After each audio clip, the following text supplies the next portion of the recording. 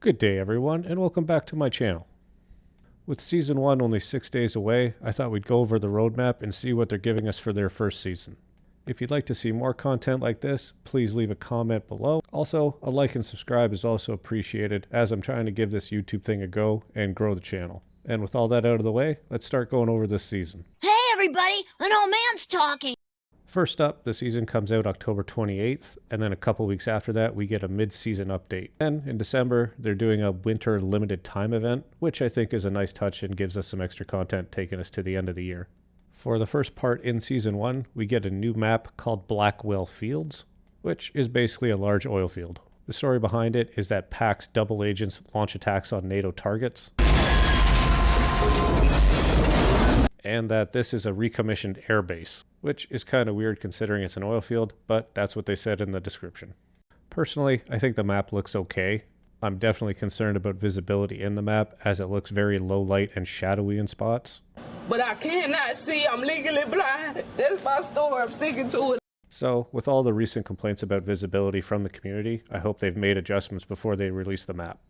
We're also getting a new gameplay mode called Strike Point, which is just a 4v4 player game mode where you get 1 life per round. And I'm guessing it'll probably be the best out of 3 or 5 rounds. It will be interesting to see if we get more XP in these matches because they're so short and you don't get a lot of kills in them. But I guess we're just going to have to wait and see. We're also getting a new vehicle, the Traverser Mark II, which is just an armored personnel carrier. It's got a 50 cal gun mounted to the top, and it seats 4. This will definitely be a great addition to the vehicles, and hopefully it's strong enough to withstand a couple rocket attacks. Next up, we're getting a couple new guns to the game.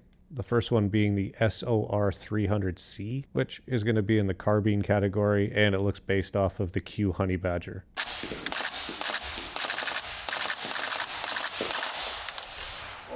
They describe it as it having a low rate of fire, but hard hitting. The low rate of fire does have me a bit concerned. Overall, it does seem like they've balanced the guns in the game pretty well.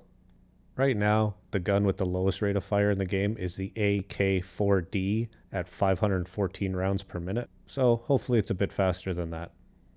Next up is the GGH-22, which looks like it's based off the Glock 44. Yeah, I know. Glock always had weird naming conventions for their guns. It's described as having a high rate of fire, but low damage. So it could be the fully auto pistol, which would be cool, but also annoying when it takes a full mag to kill someone. Then to round things off, we have the Minifix sniper rifle. 1 shot, 1 kill, no exceptions. Which is just a compact version of a sniper rifle. You'll probably get good movement speed out of it compared to regular sniper rifles in the game. I'm just wondering that in the balancing if they're going to lower the damage because you have better movement with it. For the accessories, we're getting some rail covers and an LPVO. The rail covers will probably affect handling and recoil. And the LPVO is just a variable powered optic, so probably 1:6 or a 1:8 times zoom, which will definitely come in handy on some maps. A few weeks later, we're getting a mid-season update, and it's called California Resistance. See our breathtaking beaches, our majestic, mostly peaceful forests, or come to see a family-friendly Dodger game. This looks to be the same map they're using for the Battle Royale, and if you've seen that footage floating around, then you're already aware of what this map looks like. We're also getting another new game mode called and in this you have to destroy as many sites as possible before the end of the round. After that, you switch sides, and whichever team blew up the most sites wins, which will probably make for some good gameplay. I like to go for clips.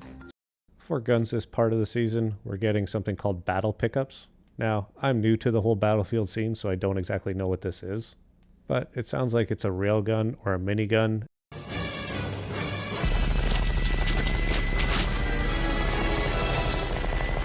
A limited ammo special weapon you can pick up. Let me know in the comments below exactly what this is. Next is the DB-12. It's described as a double barrel pump shotgun. You know what to do with that gun, Doc. And you got to pull the trigger once per barrel. It's a pretty cool concept and can be pretty powerful if you're using slugs in both barrels. Then for the final gun this season, we're getting the M327. which is just an 8-shot revolver. Go ahead. Make my day.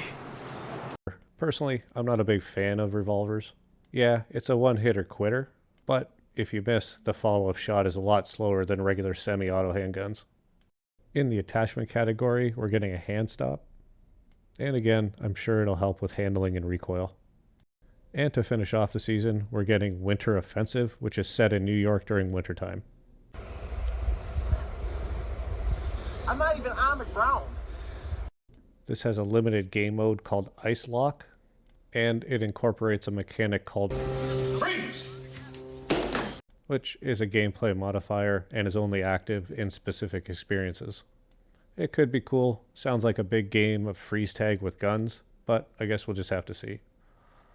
And in this one, we get an ice climbing axe as a melee weapon. And that's pretty much the gist of Season 1. Overall, it sounds cool, and it's great to see them pumping out new content as fast as they are, especially since the game itself only came out a couple weeks ago. If they keep going at this rate, Season 2 should drop about mid-January, so we'll just have to see if they stick to the schedule. But that's it for me. Hope you guys enjoyed the video, and I'll see you on the battlefield.